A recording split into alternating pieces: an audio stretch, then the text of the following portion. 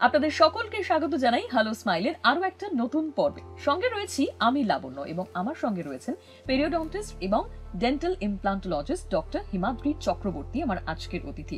অনেক অনেক স্বাগত। হ্যাঁ, খুব ভালো। কেমন আছো? খুব ভালো আছি। এই যে হাসছি, এটা হাসির মানেই হচ্ছে খুব ভালো আছি। আর এই যে হাসির ব্যাপারটা থেকে আমার একটা কথা মনে পড়লো যে আমরা বড়রা আমাদের স্মাইল রিলেটেড যে কোনো রকমের সমস্যা বা যে কোনো রকমের কারেকশনের জন্য খুব সহজে কিন্তু একজন ডক্টরের কাছে যেতে চাই বা যেতে পারি, সেই সুবিধে রয়েছে। কিন্তু যদি আমি ছোটদের কথায় আসি, ছোটরাও কিন্তু মানে যদি হাইজিন দিয়ে শুরু করি বেসিক ব্যাপারটা, সেখানে তারাও কিন্তু জানে না যে তাদের বেসিক ডুজ অ্যান্ড ডোন্টস কি। কারণ অনেক সময় আমরা এত ফাস্ট লাইফের মধ্যে রয়েছি যে বাবা মায়েরা কিন্তু তাদেরকে আলাদা করে যত্ন নিয়ে মানে কিভাবে সঠিক পদ্ধতিতে ব্রাশ করা উচিত, কি করা উচিত নয়, কতবার কি করা উচিত, সেগুলো শেখাতে পারি না, বা তারা নিজেদের মতন একটা কিছু করে। এবং বিশেষ করে যেসব ছোটদের দুধের দাঁত ভাঙছে এবং স্বাভাবিক বড় দাঁত উঠছে আর কি, এই সময় দেখা যায় যে ভীষণ রকম দাঁতের শেপ এবড়ো খেবড়ো। এটা কেন হয় মেনলি, এটা আমার জানার ভীষণ ইচ্ছে আজকে। কারণ আমি দেখেছি যে আমরা যখন ছোট ছিলাম তখনও কিন্তু আমাদের দুধের দাঁত পড়েছে, নর্মাল দাঁত উঠেছে, কিন্তু একটু একটু ব্যাকাটারা থাকলে সেটা সময়ের সঙ্গে সঙ্গে অনেকটাই রেকটিফাই হয়ে গেছে, কিছুটা স্বাভাবিকভাবে। আমার নিজেরও হয়েছে সেটা। কিন্তু এখনকার দিনে ছোটদের ক্ষেত্রে মানে আমি যদি 10 জনের মধ্যে 8 জনের দেখি এই সমস্যাটা কিন্তু রয়েছে এবং তাদের দাঁত বড় হওয়ার পরেও ওই রকমই রয়েছে। এটা কেন হয়? আচ্ছা, এটা কিন্তু সত্যি কথা। মানে বাচ্চাদের যত দাঁতের অসুখ, তার দুটো অসুখ সবচেয়ে বেশি হয়। এটাকে ঠিক অসুখ তো বলবো না, যেটা সবচেয়ে বেশি হয় সেটা ডেন্টাল কেরিজ, ক্যাভিটি। কোনো এক সময় ডিসকাস করবো, ক্যাভিটি নিয়ে একটা এপিসোড পুরো করা যাবে। এই যে প্রবলেমটা তুমি ঠিকই বলেছো। আমরা যখন ছোট ছিলাম তখন হয়তো এতটা বেশি ছিল না, কারণ সেটা স্ট্যাটিস্টিক্যালি তো এক্স্যাক্টলি বলতে পারবো না। কিন্তু যেটা অসুবিধে সেটা হচ্ছে যে মোটামুটি ট্রেন্ডটা আমরা দেখতে পাচ্ছি যে এখন বেশি। তার একটা কারণ হতে পারে যে সেই সময় হয়তো অ্যাওয়ারনেস কম্পারেটিভলি কম ছিল, বা এর যে ট্রিটমেন্ট হয় এই ফেসিলিটি আমাদের শহর বা আমাদের দেশে এবং গ্লোবালিও তত বেশি ছিল না, কারণ নাম্বার অফ স্পেশালিস্ট ছিল না। প্লাস তখন তো লোকের আরেকটাও জিনিস, সেটা সত্যি কথা বললাম না বললে হবে না, সেটা হচ্ছে যে তুমি বলো আমরাও ছোটোবেলা আমাদের ডায়েটারি হ্যাবিট বা ফুড হ্যাবিটটা কমপ্লিটলি ডিফারেন্ট ছিল না, একদম আলাদা। আমরা অনেক ধরনের ফাইবার খেতাম, ফল চিবিয়ে খেতাম। আমার মনে পড়ে বাবা আখ কেটে দিত। এখনকার বাচ্চারা অনেক আখ দেখলে চিনবেই না, কাটা অবস্থা। ঠিক আছে। এবং মানে আমি এরকমও শুনেছি আখকে বলতে বাবাকে, বাবা এই লাঠিটা দিকে মারবে, মানে আখটাকে সে চেরিয়ে লাঠি মনে করছে। বুঝতে পারছো, আমরা তো আর মানে প্রচুর জেনারেশন গ্যাপ হয়ে গেছে। তো ফুড হ্যাবিট চেঞ্জ, এখন বাচ্চারা অনেক বেশি মডিফাইড ফুড, পাস্তা খাচ্ছে, পিৎজা খাচ্ছে, নুডলস খাচ্ছে, অনেক সফটার ফুড, চিউইং ফোর্স কমছে। এইটা হলে কি হবে আমাদের, তুমি যেটা বলছিলে কেন এবড়ো খেবড়ো হয় সেটা আগে একটু বলি। সেটা হচ্ছে এই এবড়ো খেবড়ো হওয়াটা না দুটো ফেজ আছে। একটা হলো ফিজিওলজিক ফেজ, ফিজিওলজিক মানে যেটা নর্মাল শারীরবৃত্তীয় প্রক্রিয়া। আরেকটা হচ্ছে ফাংশনাল এবং disease phase. Disease phase exactly disease নয়, একটা ম্যালফরমেশন বা ম্যালাক্লুশন। ফাংশনাল ফেজটার আগে যেটা বলছি, যেটা ফিজিওলজিক ফেজ, সেটা হচ্ছে আমাদের মনে রাখতে হবে একটা সার্টেন বয়স আমাদের দাঁত পড়া শুরু হয় কবে থেকে, মানে দুধের দাঁত 5.5 থেকে 5.5। এবার এটা আজকালকার বাচ্চাদের এটাও দেখছি রেটগুলো চেঞ্জ হয়েছে। বাচ্চারা মানে আমি বলছি না আজকালকার বাচ্চারা অ্যাডভান্সড হয়ে গেছে, তো আমাকে একজন সিনিয়র কলিগ বলছিল আজকালকার বাচ্চারা না খুব পেকে গেছে, বুঝলি, ওদের দাঁতগুলো আগেই পড়ে যাচ্ছে। হ্যাঁ, এটাও কিন্তু ভীষণ নোটিসেবল একটা ব্যাপার যে আমাদের সময় হয়তো যেটা 5-5.5 ছিল, তারও আগে অনেকে বলতো যে 6 বছরের বয়স হচ্ছে। মানে ক্লাস 1-এ ওঠার সময় বেশিরভাগ বাচ্চাদের দেখতাম যে 1-2-এ যারা পড়ে তাদের সামনের দাঁতগুলো নড়ছে বা পড়ে। হ্যাঁ, মানে এই তো গত পরশুদিনই হলো, আমাকে একটি বাচ্চার মা তার বাচ্চাটির এক্সরে পাঠিয়েছে, দাঁতে ক্যাভিটি হয়েছে, পালপেক্টমি বলে একটা ট্রিটমেন্ট, সেটা করবো। তো আমরা তখনই করি যখন এর রুটগুলো থাকে। বাচ্চার বয়স 8 বছর 4 মাস, দাঁতটা পড়ার কথা 10-10.5 কি, তাই বললাম হ্যাঁ তো পালপেক্টমি করতে পারে, একটা এক্সরে করে পাঠান। দেখলাম 8 বছর 4 মাসে ওপরে এরপরে যে পার্মানেন্ট দাঁতের প্রায় এসে গেছে। আমি অবাক, আমি বললাম বাবা এত অ্যাডভান্স বাচ্চা। এই একজন আমাদের প্রাক্তন ফুটবলারের ছেলে, আমি নাম বলবো না, কিন্তু আমি দেখে অবাক হয়ে গেলাম, বাবা এতটা অ্যাডভান্সড।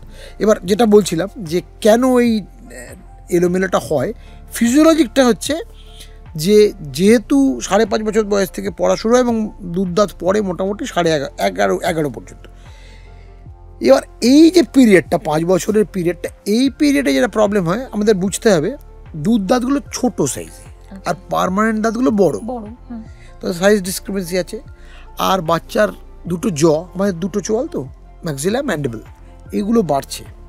তো যেটা হচ্ছে, এটা একটা মিউজিক্যাল চেয়ার খেলার মতো চলছে। যে মানুষগুলো বসছে, কেউ রোগা কেউ মোটা, আর যে চেয়ারগুলোতে বসছে সেটাও কোনো সময় চেয়ার, কোনো সময় বড় লম্বা বেঞ্চ, কারণ জ্বরটা বাড়ছে। তো যখন মানুষগুলো বসছে মাঝে মাঝে মনে হচ্ছে, যখন 3-4টে মোটা লোক বসে পড়ছে তখন আগুপুচি করে বসতে হচ্ছে, দাঁত তো উঁচু নিচু হবেই। কিন্তু এই ফেজটা মোটামুটি 7.5-8 থেকে 9.5 পর্যন্ত, এই 1.5 বছর 2 বছরের উইন্ডোতে এই ফেজটা চলে। এই ফেজটা একটা নাম আছে, ইংরেজি নাম, বাংলাটা একটু অদ্ভুত শোনাবে হয়তো, বাংলা নেই কিছু আমি জানি না। ইংরেজিতে বলে আগলি ডাকলিং স্টেজ, মানে হাঁসের বাচ্চাকে যেরকম দেখতে লাগে সেরকম দাঁতগুলো উঁচু আর এরকম এলোমেলো টাইপের। অনেক বাবা মা আমার কাছে আসেন, আমাদের ওডোন্টোরাতে কনসালটেশনে আসেন, যে এরকম বাচ্চার দাঁত এলোমেলো। আমরা অনেক সময় দেখি যে এইটা ফাংশনাল কিনা, এরকম হতে পারে, বয়স হয়েছে, তখন আমরা রিঅ্যাসিওর করি, না একটু ওয়েট করুন। তুমি যেরকম বলছিলে যে মা বলতো যে আমারটা উঁচু নিচু ছিল, পরে ঠিক হয়ে যাবে, এটা সত্যি তো ঠিক হয়ে যাবে। কিন্তু কিছু কেস আছে এটা কিন্তু সত্যি ঠিক হবে না। এইটা একটা, বিশেষ করে এখনকার বাচ্চাদের তো দেখছি বড় হওয়ার পরেও সেই সমস্যাটা। এইটার জন্য একটা ক্লিনিক্যাল আই দরকার, বোঝার জন্য যে এটা কি আগলি ডাকলিং স্টেজ নাকি ফাংশনাল ম্যালঅক্লুশনে কনভার্ট হতে যাচ্ছে। এইবার অর্থোডন্টিক ট্রিটমেন্টের না কতগুলো ফেজ আছে, 3টে ফেজ। একটা হচ্ছে প্রিভেন্টিভ অর্থোডন্টিক্স, মানে যেন প্রবলেমটা না হয় তার জন্য কিছু ট্রেনার অ্যাপ্লায়েন্স পাওয়া যায়, বা হলেও কম হয়। এইগুলো কিন্তু 8, 8.5, 9 দিতে হয়, সেগুলো ইজি অ্যাপ্লায়েন্স, মানে ছোট্ট সিলিকনের অ্যাপ্লায়েন্স পড়তে হয়, মায়োফাংশনাল অ্যাপ্লায়েন্সও আছে তার মধ্যে। এর পরেরটা হলো ইন্টারসেপটিভ অর্থোডন্টিক্স, মানে মোটামুটি 10.5, 11 থেকে 20 এই বয়স পর্যন্ত। এই সময় সুবিধাটা হচ্ছে যে দাঁতগুলো যদি সত্যি ফাংশনালি এলোমেলো থাকে, জ সাইজ বাড়ছে, আমি জ সাইজটা বাড়ছে, সেক্ষেত্রে আমি জয়ের যে গ্রোথ হচ্ছে এইটাকে ইউটিলাইজ করে, এটাকে বলে গ্রোথ গাইডেন্স। আমি গাইড করতে পারি, আমার হাতে কন্ট্রোল আছে। হ্যাঁ, সো এই ট্রিটমেন্টগুলো, ইভেন প্রিভেন্টিভগুলো কিন্তু পিওরলি অর্থোডন্টিক ট্রিটমেন্ট নয়, এগুলো অর্থোপেডিক্স অ্যান্ড অর্থোডন্টিক ট্রিটমেন্ট। মানে আমি দাঁতগুলোকে এলোমেলো অবস্থা থেকে সাজাবো, প্লাস দাঁতগুলো যে চোয়ালে বসে হাড়ের যে গ্রোথটা, এটাকেও কন্ট্রোল করবো, গ্রোথকে গাইড করবো। So it's growth guidance therapy. তাতে এবড়ো হওয়ার চান্সটা অনেক কমে যাবে। হ্যাঁ, আমি স্পেস গেইন করবো, দরকার হলে ম্যাক্সিলা যদি ছোটো হয়, উপরে চোয়াল ছোটো, সেটাকে বাড়াবো সাইজে। So I have control indoor. আচ্ছা, অনেক সময় দেখা যায় যে দুধের দাঁতটা নড়ছে, কিন্তু তার আগে থেকেই, মানে সেটা পড়ার আগে থেকেই পেছনের দাঁতটা বেরিয়ে গেছে। হ্যাঁ, তার মানে দুধের দাঁতটা নড়ছে মানে পেছনের দাঁতটা বেরিয়ে গেছে, মানে অলরেডি ওর টাইম হয়তো পেরিয়ে গেছে। এরকম হলে কিন্তু বাচ্চারা বললেও দাঁত রাখা যাবে না, মানে নইলে কিন্তু ওই দাঁতটা ভুলভাল পজিশনেই উঠবে, দাঁত কিন্তু তুলে দিতে হবে। যদি নড়তে শুরু করে এবং পেছন থেকে দাঁত উঠছে, এই অবস্থা হলে কিন্তু দাঁত তুলে দিতে হবে, কারণ তার মানে পেছনের দাঁতটা জায়গা পাচ্ছে না বলে ভুল জায়গায় উঠছে, আসলে সময় হয়ে গেছে এই দাঁত পাচ্ছে আসার। তাতে কিন্তু এবড়ো হওয়ার চান্সটা বোধহয় বেশি থাকে। অ্যাবসলিউটলি তাই। আর আরেকটা যে অর্থোডন্টিক্সের কথা বলছিলাম, সেটা হচ্ছে 20-21 বছর, কারণ ওই সময় তার গ্রোথ শেষ হয়ে যায়, মেল ফিমেল দুজনে। তারপর থেকে সেটা বলে কারেক্টিভ অর্থোডন্টিক্স। কারেক্টিভ অর্থোডন্টিক্সের মধ্যে মানে ততদিনে তো যা হওয়ার হয়ে গেছে। হ্যাঁ, মানে এবার আমি আর গ্রোথের হেল্প পাবো না, আমাকে যা করতে হবে দাঁতের মধ্যেই করে, দাঁত এবং তার আশেপাশের বোনকে ম্যানিপুলেট করে ফোর্স দিয়ে করতে হবে। এবং আরেকটা জিনিস আছে, অনেকের আছে যে গ্রোথ গাইডেন্স করেও তার গ্রোথ, তুমি একটু আগে বলছিলে না এটা তো ফ্যামিলিতে রান করে, ঠিক কথা। অর্থোডন্টিক এই, মানে আমি অনেক ক্ষেত্রে দেখেছি যে বাবার দাঁতের শেপ খারাপ, বা বাবার দাঁতের মতো সেম শেপ ছেলে বা মেয়ে। অ্যাবসলিউটলি তাই তো, বা আমাদের বাবার দাঁতের থেকে আমরা শেপ পাই, মার থেকে সাইজ পাই, ঠিক আছে। So it's a combination. So naturally যেটা হয় সেটা হচ্ছে যে এই গ্রোথ গাইডেন্সটা অনেক সময় করার পরেও অনেকে দেখবে নিচের চোয়াল বাইরে। মানে একটা খুব গ্রস এক্সাম্পল দিই, কাকে, টিনটিন কমিক্স পড়েছ? জেনারেল আলকাজার ছিল, আলকাজারের নিচের চোয়ালটা বাইরে ছিল, প্রোগনাথিক ম্যান্ডিবল। তো ওটাকেও কন্ট্রোল করা যায়, অর্থোপেডিক অ্যাপ্লায়েন্স আছে। ওই যদি আমি 11 থেকে 20 মধ্যে করি, এখানে কিছু চিন ক্যাপ দিয়ে মাথা থেকে স্ট্র্যাপ লাগিয়ে ওগুলো করা যায়। সেটা যদি না হয়ে থাকে, পেশেন্ট পরেও আসে, যদি আমি কারেক্টিভ অর্থোডন্টিক ফেজে করি, মানে 20-21 পরে, তখন কিন্তু সার্জিক্যাল অর্থোডন্টিক্স সেটা করতে হবে। অতএব আবার বলছি, এই প্যানোরামাটা বিশাল বড়। অতএব আমার বাচ্চার দাঁত এলোমেলো হচ্ছে মানেই মাথায় আকাশ ভেঙে পড়লো, নাও হতে পারে। যদি 8 বছর থেকে 9 বছর 9.5 বছর এই উইন্ডোতে থাকে, হতেও পারে ওটা আগলি লাকলিং স্টেজ। সেটা বাড়িতে বসে বোঝা যাবে না, সেটা একজন ক্লিনিশিয়ান ডাক্তারই বলতে পারবেন যে এটা আগলি লাকলিং না ফাংশনাল ম্যালাক্লুশন ডেভেলপ করছে। সে অনুযায়ী ঠিক হবে যে এটা এমনি ছেড়ে দেবো, শুধু ওয়েট অ্যান্ড ওয়াচ করবো, নাকি অ্যাপ্লায়েন্স, হ্যাঁ মানে প্রিভেন্টিভ অ্যাপ্লায়েন্স দেবো। বা অনেক সময় হতে পারে না, প্রিভেন্টিভ অ্যাপ্লায়েন্স দরকার নেই, এটা ম্যালাক্লুশন হবে, আমরা ওয়েট করি 10-10.5 পর্যন্ত, তারপরে আমরা ইন্টারসেপটিভ অর্থোডন্টিক্সে যাব। ঠিক আছে। আচ্ছা, একটা ছোট শিশুর দাঁতের বেসিক হাইজিন মেনটেন করার ক্ষেত্রে একজন বাবা মায়ের কি কর্তব্য হওয়া উচিত? মানে ছোট মানে একদম ছোট বলছো? না, মানে ছোট থেকে ওই 5-6 বছর বয়স অবধি। না মানে তোমার কি ধারণা যে কত বছর বয়স থেকে, তোমার ধারণাটা শুনি, যে কত বছর বয়স থেকে ওরাল হাইজিন মেনটেনেন্স শুরু করা? সে তো জন্ম থেকেই করা উচিত, অ্যাবসলিউটলি ভুল না হয়। অ্যাবসলিউটলি। মানে আগে ধারণা ছিল প্রথম দাঁত ওঠা অবধি ওয়েট করতে হবে, সেটা হচ্ছে 5 থেকে 6 মাস। এখন তাও নয়, এখন বলছি যে জন্মের পরেই দুধ খেলে তার গামপ্যাডটাও খুব পরিষ্কার করে দিতে হবে। একটা ভিজে কটন, সফট কটন দিয়ে একবার পরিষ্কার করে দিতে হবে। আচ্ছা, এবার হচ্ছে 6 মাস বয়স থেকে যখন দাঁতটা উঠতে শুরু করলো, ইনিশিয়াল ফেজে কিন্তু ওই গজ পৃষ্ঠ দিয়ে ঠিক আছে। যখন তার মোটামুটি বছর দেড়েক, মানে অ্যাকচুয়ালি বলা আছে 14 মাস থেকে 16 মাস, এই পিরিয়ডটা হলো, বা ইভেন 1 বছর থেকে আজকাল ইউ ক্যান স্টার্ট ব্রাশিং। আচ্ছা, বাচ্চাদের জন্য আলাদা স্পেশাল ব্রাশ পাওয়া যায়, সফট। বাট এখানে একটা কথা আছে, বলছি সেটা আছে, এখানেও একটা রেড ফ্ল্যাগ আছে। সেটা কি? টুথপেস্ট ইউজ করা যাবে না। আচ্ছা, মানে একটা আমার বাড়িতে ছোট শিশু, সে প্রথম ব্রাশিং করছে, সে ইনিশিয়াল স্টার্টটা করবে without the paste. Toothpaste use করা হবে 2.5 বছর বয়স। আচ্ছা, মানে এই ডুজ এন্ড ডোন্টস গুলো কিন্তু আমরা বেশিরভাগ ক্ষেত্রে, আমি বলছি এটা কারণটা আগে না বুঝে যাবে না। আমরা যে মাসলটা দিয়ে থুতু ফেলি বা স্পিট করি, সেই মাসলটা হচ্ছে বাক্সিনেটর।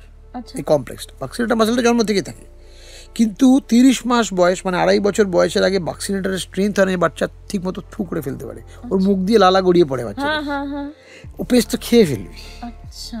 এবার পেস্ট আমিও খেয়েছি, আমি শিওর তুমিও খেয়েছো। খেতে খারাপও নয়, কিন্তু পেস্ট রেগুলার হচ্ছে খাবার ভালোও না, কারণ ওর মধ্যে কেমিক্যাল ইনগ্রেডিয়েন্ট আছে পেস্টের। অতএব যে বয়স থেকে বাচ্চা থু করে থুটা ফেলতে পারবে উইথ ফোর্স, সেই বয়স থেকে আমি তার ব্রাশে পেস্ট দেবো, সেটা 2.5 বছর বয়স। কিন্তু তার মানে এই নয় তার আগে তাকে আমি দাঁত মাজাবো না, দাঁত মাজাবো ব্রাশ দিয়ে মাজাবো। এবার 1.5 বছর বয়সে বাচ্চাকে ব্রাশ নিজের হাতে দেওয়া যাবে না, কারণ সে ব্রাশ যদি এদিক ওদিক চালায় মাড়িতে ইনজুরি হবে। আমি বাবা মা হয়ে তাকে ব্রাশটা করা, এটা একটা ট্রেনিং, আয়নার সামনে তাকে দেখাবো, আমি ব্রাশ করিয়ে দেবো, তাতে এফিশিয়েন্ট ব্রাশিং হবে, প্লাস সে শিখবে কী করে ব্রাশ করবে। এবার আমি বাবা মা যদি নিজে ব্রাশিং না জানি, আমি আগে শিখবো কী করে, তার জন্য ডাক্তারের কাছে যাওয়ার দরকার নেই। বলে দিচ্ছি, ইউটিউবে প্রচুর ব্রাশিং ভিডিও ডেমনস্ট্রেশন অ্যাভেলেবেল। যে টেকনিকটা বাচ্চাদের জন্য অ্যাপ্লিকেবল, বড়দের জন্য সে টেকনিক অ্যাপ্লিকেবল নয়। ঠিক আছে, এক্স্যাক্টলি, মানে সেটাই আমার জানা দরকার যে বাচ্চাদের আর বড়দের দাঁতের সাইজ শেপ যেহেতু আলাদা হচ্ছে, তো শুধু তাই নয়, বাচ্চাদের বড়দের মাড়ির ডিসপোজিশন অন্যরকম, ব্রাশিং টেকনিকও কমপ্লিটলি ডিফারেন্ট। বলে দিচ্ছি, নামগুলো বলে দিচ্ছি। বাচ্চাদের জন্য আমরা আমার ইউটিউব চ্যানেলে এর ভিডিও নেই, বড়দেরটা আছে, আমি নামগুলো বলছি, যে কেউ ইউটিউব থেকে দেখতে পারে, কোনো ডাক্তারের কাছে যাওয়ার দরকার নেই। 2টো মেথড খুব পপুলার, একটার নাম হচ্ছে রোলস টেকনিক। রোলস টেকনিক আমরা যে এগ রোল খাই ওই সেম বানা, আরও ভদ্রলোকের নাম ছিল থমাস রোল, তার নামে রোলস টেকনিক। আরেকটা হচ্ছে FONES technique, FONES, FONES technique. এই দুটো টেকনিকে বাচ্চাদের ব্রাশিং, রোলস এবং ফোনস প্রায় কাছাকাছি। ওদের ব্রাশিংটা খুব ইজি, সার্কুলার টেকনিক, মানে ঘুরিয়ে ব্রাশ। বড়দের নয়, বড়দের vibratory method, completely different method. মানে নর্মাল যদি একজন বড়, তার যদি দাঁতের অসুখ থাকে তাহলে ভাইব্রেটরি অন্য মেথড। এবার বাচ্চাদের কিন্তু ভার্টিক্যাল বা হরাইজন্টাল বাচ্চাদের দিলেই আমাদের ন্যাচারাল টেকনিকগুলো তারা নিজেরাই করতে থাকে, তাহলে মাড়িতে ইনজুরি হবে, দাঁতটা খারাপ হবে। আরেকটা ব্যাপার হচ্ছে, তাহলে আমি ব্রাশটা শিখিয়ে দেবো বাচ্চাটাকে করার জন্য রোলস বা ফোনসে। এবার বারবার বলছি, প্রথম একটা আয়নার সামনে ব্রাশ করবে, ও না মুভমেন্টটা কপি করতে পারে যাতে, ও দেখতে দেখতে ওর মাথায় ঢুকে যাবে ব্রাশ করা মানে এই টেকনিক করা। বাচ্চাদের তো রোল মডেল বাবা মা, তারা যা করে তারা সেটাকেই সাইমুলেট করে, বাচ্চারা তো সাইমুলেটার। তাই তার মানে তাদের ভুলটা ওর মধ্যে ঢুকে যাবে যদি প্রথম থেকে ভুল হয়। আমি যদি ওকে হাতে ধরে দেখিয়ে দিই একটা আয়নার সামনে, ও বুঝবে এটাই ব্রাশ করার টেকনিক। যখন 2.5 বছর বয়সে নিজে থেকে ব্রাশ করাটা ব্রাশ দিয়ে শুরু করবে, যদি নিজে নাও পড়ে 3 বছর পর্যন্ত করিয়ে দিলাম, এটা এমন কিছু মানে বিখ্যাত কাজ না। প্রবলেমটা কি আমাদের দেশের, ধৈর্যটা কমে গেছে এখন। আর একটা প্রবলেম আছে, আমরা আসলে বাড়িতে মানে গৃহ পরিচারিকা রাখি বাসন মাজা কাপড় কাচার জন্য, ব্রাশ করিয়ে দেবে এরকম লোক পাওয়া যায় না। এটা বাবা মাকেই করতে হবে, মানে শুধু ব্রাশ করিয়ে দিয়ে বাচ্চা কি এরকম লোক আমি জানি না, মানে খুব এরকম হয় না পৃথিবীতে, কোথাওই পাওয়া যায় বলে ব্রাশ করানোর লোক হয় বলে মনে হয় না। অতএব বাবা মাকেই করাতে হবে, এবং বাচ্চাকে শেখানোটা বাবা মার রেসপন্সিবিলিটি। এই 1-1.5 বছর 2 বছরের এফার্ট কিন্তু সারা বছর সারা জীবন ধরে বাচ্চাটাকে একটা ভালো হ্যাবিটের একটা এগ্রিকালচারাল সময়টা ইনভেস্ট করাটা যে কোনো মানে গুড প্যারেন্টিং এর একটা বড় মানে is a part of good parenting. মানে আমি যখন তাকে অন্যান্য হাইজিন প্রসিজিওরও শেখাচ্ছি, তাকে শেখাচ্ছি যে স্নান দিয়ে স্নান করতে হয়, মাথায় শ্যাম্পু দিতে হয়, সেরকম ব্রাশ করার টেকনিকটা আমি শেখাবো। কারণ শুধুমাত্র ব্রাশ আর পেস্টটা থাকলেই হবে না, এটা ইম্পর্টেন্ট। গাড়ি আর স্টিয়ারিং আর পেট্রোল থাকলেই গাড়ি চলে না। ড্রাইভার যদি ঠিকঠাক না চালাতে জানে তাহলে গাড়ি নিয়ে গাছে ধাক্কা মারবে। এবং ড্রাইভারের সঙ্গে সঙ্গে তার ট্রেনারকে ভালো হতে হবে। ট্রেনার শেখালো যে অন্যদিকে তাকিয়ে গান শুনতে শুনতে গাড়ি চালিয়ে দুম করে পুকুরে গিয়ে পড়বে গাড়ি নিয়ে। অতএব ট্রেনার এখানে বাবা মা, তাকে বুঝতে হবে। এবার 2.5 বছরে ব্রাশিং করা শুরু হলো। এরপরে একটা ইম্পর্টেন্ট জিনিস হচ্ছে, বাচ্চা তো দুধ খায় সারা পৃথিবী জুড়ে। এখন যদিও দুধের চল কমেছে, বিভিন্ন রকম প্রোডাক্টস আসছে, কিন্তু সেগুলো বেশিরভাগই মিল্ক বেসড। সেই প্রোডাক্টগুলো খাওয়ার পর প্রত্যেকবার মুখটা কিন্তু ধুতে হবে বা মোছাতে হবে। এক্স্যাক্টলি। বাচ্চাকে যদি স্টিকি ফুড খাওয়ানো হয়, সেগুলোর পরে যতটা সম্ভব, বাচ্চাকে বলে লাভ নেই, বাচ্চা চকলেট খাবে না, বকাবকি করে লাভ নেই, সে তো খাবে। হ্যাঁ, কিন্তু তারপরে একটা হ্যাবিট করতে হবে, চকলেট খেয়েছে বাচ্চাটা গিয়ে আর ব্রাশ করবে। যে কোনো স্টিকি ফুড বা স্টার্চি ফুড, পাস্তা বা, কারণ বাচ্চারা আজকাল পাস্তা টাস্তা খায় আমি দেখছি, সো তারপরে একবার পেস্ট ইউজ না করলে চলবে, শুধু ব্রাশ করে ওপরে, হ্যাঁ এটা করবে, হাত দিয়ে মুখটা ভালো করে পরিষ্কার করা। এটা দেখতে হবে বাচ্চাকে ডেকে কথা বলার সময়, খেলার সময় একটু মুখটা হাঁকুড়ি দেখতে হবে, কোনো দাঁতে কোনো কালো স্পট আমি দেখতে পাচ্ছি কিনা, ভেরি ইম্পর্টেন্ট। সেটা আর্লি স্টেজে হলে যত তাড়াতাড়ি ডিসিশন হবে, ডাক্তারের কাছে গেলে সেটা দিয়ে একটা কেরিজ থাকলে ফিলিং করবে, ডাক্তার বলে দেবে। এবং অনেক ডাক্তার, অনেকেই আছেন তারা বিভিন্ন রকম অ্যাপ্লিকেশন করেন, যেমন একটা টেকনিক আছে নাটসন টেকনিক বলে, সেখানে দাঁতের ওপরে ফ্লোরাইড দেওয়া হয় উইথ পার্টিকুলার ইন্টারভেল। এটা কিন্তু 3 বছর বয়স থেকে শুরু হয়ে যায়। এই নাটসন টেকনিকটা ফলো করলে দাঁতে কেরিজ হওয়ার পসিবিলিটি অনেক কমে যায়, প্রায় থাকেই না বলতে।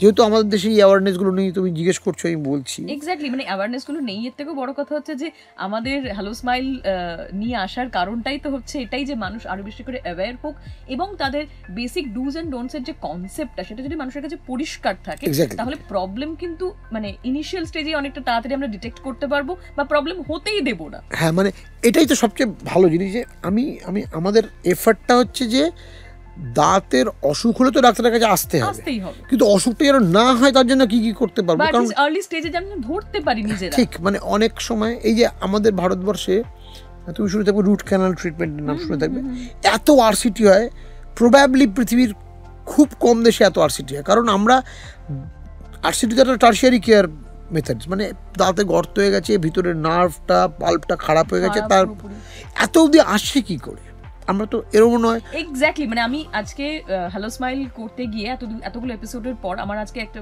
কথা ভীষণ বলতে ইচ্ছা করছে, যে আমাদের মানুষের মধ্যে অ্যাওয়ারনেসের জায়গাটা কতটা নিম্নগামী, যে কারণে আমার আজকে যদি মাথা যন্ত্রণা করে, আমি সেটাকে নিয়ে কিন্তু খুব কনসিয়াস হয়ে যাই। আমার মাথা যন্ত্রণা করছে, কি আছে, আমার মাইগ্রেন হলো, আমার সাইনাস হলো, আমার অন্য কিছু হলো না তো, আমাকে একটা সিটি স্ক্যান করাতে হবে, আমাকে একটা এই করাতে হবে। এই কনসেপ্টগুলো আমার কাছে খুব পরিষ্কার। আমার যদি আজকে একটা পেটে ব্যথা হয়, তাহলে নিশ্চয়ই আমাকে সঙ্গে সঙ্গে ডাক্তারের কাছে যেতে হবে। এবং অনেক সময় ডাক্তারের কাছে না গিয়েও লোকে সেলফ ইউএসজি করে নিয়ে গিয়ে ডাক্তারের কাছে যায়, মানে এই ব্যাপারেও মানুষের কনসেপ্ট আছে। কিন্তু আমার যদি আজকে দাঁতে ব্যথা হয়, আমি মানে ভীষণ রকম শিওর আপনার কাছে আসাও 10 জন পেশেন্টের মধ্যে হয়তো 8 জনই প্রথমে বলবে আমি প্রথম কয়েক মাস হোম রেমেডি ট্রাই করেছি, আমি ক্লোভ অয়েল ইউজ করেছি, আমি এই করেছি সেই করেছি, কিন্তু এটাতে অন্তত তিনি 4 মাস কাটিয়ে দিয়েছেন। অ্যাবসলিউটলি। এবার এটা নিয়ে একটা কোনো এপিসোড করবো পরে। আসলে কি হয়, আমাকে তো অনেক পেশেন্ট এসে বলে দাঁতের ভিতরে আমার নার্ভ থাকে নাকি। তাদের ধারণা দাঁতটা একটা পাথরের মতন সলিড জিনিস, ভিতরে হ্যাঁ মানে কিছু নেই, দাঁতটা বসানো আছে এর ভিতরে, এর সঙ্গে রক্ত মাংসের কোনো সম্পর্কই নেই। এই আইডিয়াটা যতক্ষণ না ভেরি ক্লিয়ার হবে যে দাঁতটা একটা পার্ট অফ দ্য বডি, প্রত্যেকটা দাঁত একটা অর্গান, হ্যাঁ, সেক্ষেত্রে তুমি জানো কিনা জানি না, আমাদের যদি ভারতবর্ষে তোমাকে আর্মিতে যেতে হয় তাহলে কিন্তু ডেন্টাল চেক আপ মাস্ট। দাঁতে ক্যাভিটি থাকলে আমার কাছে আসে যে স্পেশালি নর্থ বেঙ্গলের শিলিগুড়িতে যেহেতু ক্যান্টনমেন্ট আছে, আমি আগে শিলিগুড়িতে একটা সময় প্র্যাকটিস করতাম, সেখানে আসতো কালকে স্যার ট্রায়াল আছে, আপনি দাঁতগুলো ফিলিং করে দিন, নইলে ট্রায়ালে ফেল করে যাবো। ইন্ডিয়ান আর্মি নেয় না, তাতে কেরিজ থাকলে নেয় না, you have to get it cleared. মানে কারণটা হচ্ছে আমি তখন পরিষ্কার বলছি, তুমি আনহিডেন একটা কেরিজ নিয়ে গেলে কোনো একটা ফ্রন্টে গেলে সেখানে ডেন্টাল কেয়ার অ্যাভেলেবেল নয়, হঠাৎ ব্যথা শুরু হলো, so what will you do? তুমি বলবে না আমি যুদ্ধপুদ্ধ থাক, আমি এখন দাঁতের ব্যথা নিয়ে শুয়ে থাকি। সো এটা একদম অ্যালাউ করেন, একদম 100% সত্যি বলছি। সেজন্য এইটা খুব ইম্পর্টেন্ট। এবার ওরাল হাইজিন কেয়ার সম্পর্কে একটা কথা আমার একটু অভিযোগই আছে, সেটা হচ্ছে যে ধরো আমাদের শরীরের ভেতরে আমাদের গলব্লাডার কারোটা স্টোন হচ্ছে, সেটা তো দেখতে পাচ্ছে না, যতক্ষণ না ব্যথা হবে সে বুঝবেই করে। মানে এটা তো কোনো রুটিন প্র্যাকটিস নয় যে প্রত্যেক 2 মাসে গিয়ে ইউএসজি করাবো, একদমই তাই। কিন্তু দাঁতটা ওরাল ক্যাভিটি তুমি হা করলে প্রত্যেকদিন নিজের মুখটা দেখতে পারি, সেক্ষেত্রে তো এই ডিজিজগুলো অনেক আর্লি স্টেজে ডিটেকশন হওয়া উচিত। বা আমার যদি কোনোদিন আজকে হয়তো সমস্যা হয়েছে, আমার আজকে হয়তো একটা মাংস খেতে গিয়ে আমার দাঁতে বুঝতে পারলাম একটা কোনা ভেঙে গেছে, সেইটাকে আমি চেপে রেখে পেন না, এবার তোমাকে আমি জিজ্ঞেস করছি উল্টো, তোমার কি ধারণা, মানে লোকে কেন এই কাজটা করে, তারা কি ভাবে যে জিনিসটা, কারণ মানুষের কাছে কনসেপ্টটা ক্লিয়ার না যে দাঁত কতটা ইম্পর্টেন্ট, এবং দাঁতের একটা ন্যূনতম সমস্যা আমি যদি সেটাকে চেপে রাখি দিনের পর দিন, ইট মেবি এফেক্টস মাই, মানে কি বলবো, শুধু দাঁত নয়, আমার মাথা, আমার কান, আমার মানে ইএনটির সমস্যার সঙ্গে। না এইবার তোমাকে বলি, তোমাকে আমি ক্রাক্স অফ দ্য ইস্যুটা বলি। ব্যাপারটা হচ্ছে আমি অনেকের সঙ্গেই কথা বলে দেখেছি, তাদের এই ধারণাটা খুব কম বা প্রায় নেই বললেই চলে যে দাঁতের যে অসুখগুলো সেগুলো অলমোস্ট একটাও রিভার্সিবল নয়। এক্স্যাক্টলি, মানে এটা কোনো সর্দি জ্বর নয় যে ফেলে রাখলে নিজের থেকে 7 দিন মধ্যে কমে যাবে। অথচ আমাদের কিন্তু প্রবাদ আছে যে দাঁত থাকতে দাঁতের মর্ম বুঝবেন না, এরকম। হ্যাঁ, এবার ব্যাপারটা হচ্ছে অধিকাংশ লোকের ধারণা হচ্ছে যে হয়েছে নিজের থেকে কমে যাবে। এক্স্যাক্টলি, মানে এটা কেন আমি সেটাই বুঝতে পারি না। না এই ধারণাটা কেন, তা আবার বলছি, সর্দি জ্বর আর ম্যালেরিয়ার মধ্যে ডিফারেন্স আছে তো। সর্দি জ্বর, সাধারণ সর্দি জ্বর প্যারাসিটামল খেলেই কমে। ম্যালেরিয়াতে তোমাকে ব্লাডটা টেস্ট করে একটা প্লাজমোডিয়াম আছে জেনে তারপরে তার জন্য ক্লোরোকুইন হোক, প্রাইমাকুইন হোক না খেলে কিন্তু জ্বরটা কমবে না। তো দাঁতের অসুখটাও সেরকমই, দাঁতের অসুখটা সেলফ লিমিটিং অধিকাংশ ক্ষেত্রেই নয়, প্রোগ্রেসিভ। আরেকটা যেটা সবচেয়ে বড় কারণ, সেটা হচ্ছে লোকের কাছে এই ধারণাটা, ভারতবর্ষ কেন গ্লোবালি আমাদের শেষকার খামতি আছে, আমরা বোঝাতে পারিনি যে দাঁতটা শরীরের একটা পার্ট শুধু নয়, দাঁতটা একটা এমন পার্ট প্লে করে মুখে, সেটা শুধু খাওয়া দেখা এগুলো নয়, এর সঙ্গে হার্টের অসুখ হতে পারে। ফক্স নিউজে একটা রিপোর্ট বেরিয়েছে যে একজন ভদ্রমহিলা তার মাইট্রাল ভালভে একটা প্রবলেম নিয়ে, সে জানতোই না মাইট্রাল ভালভে একটা প্রবলেম নিয়ে, মাইট্রাল ভালভ তো সে জানতো না, তার বুকে ব্যথা হচ্ছে, ডাক্তারের কাছে কার্ডিওলজি দেখেছি মাইট্রাল ভালভে। এবং আমেরিকাতে যেহেতু ওরা ইনভেস্টিগেশন খুব স্ট্রং করে, ওরা দে আর ট্রাইং টু আন্ডারস্ট্যান্ড। হ্যাঁ, এই ফক্স নিউজে এই নিউজটা আমি শেয়ার করেছি আমার ফেসবুক পেজ থেকে এই কিছু 3 দিন আগে, যে মাইট্রাল ভালভটা কেন হয়েছে, তার ফ্যামিলি হিস্ট্রি নিচ্ছে, তার বাকি কোথাও প্রবলেম নেই। তো বিশ্বাস করবে না কি পেয়েছে, এর একটা দাঁতে ক্র্যাক টুথ ছিল, একটা দাঁতে একটা ক্র্যাক ছিল, সেইখান থেকে ব্যাকটেরিয়া ইনগ্রেস হয়ে, বললে লোকে বিশ্বাস করে না, ফক্স আমি নামটাও বলে দিলাম, দেখতেই পারে, হার্টের মাইট্রাল ভালভে একটা ভেজিটেশন হয়েছে। So they have to work on the mitral valve, দাঁতটা তুলে দেওয়া হয়েছে। অতএব এই অসুখ থেকে ব্রেন অ্যাবসেস, রেসপিরেটরি ডিজিজ।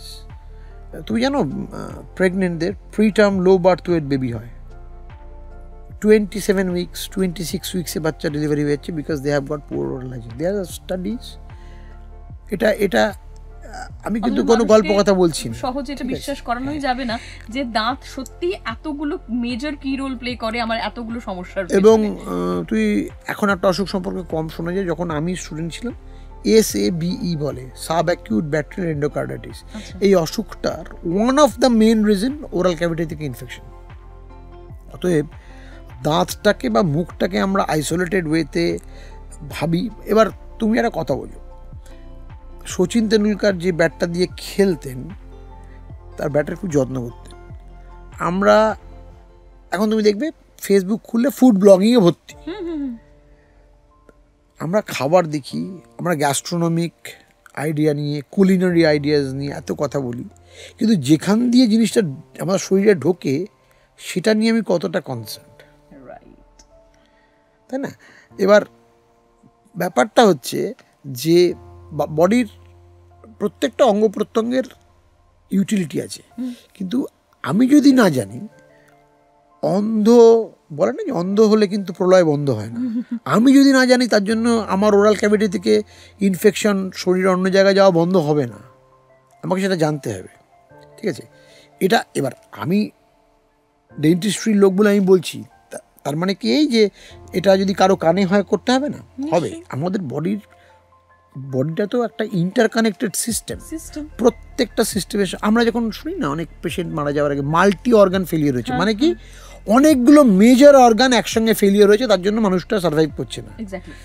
এই যে আমাদের সিস্টেমটা, এটা কিন্তু ইন্টারকানেক্টেড। এরকম নয় যে দাঁতটা বাড়ির বাইরের একটা জায়গা আর আমার ঘরের ইন্টেরিয়রটা হার্ট আর লাং, এরকম নয়।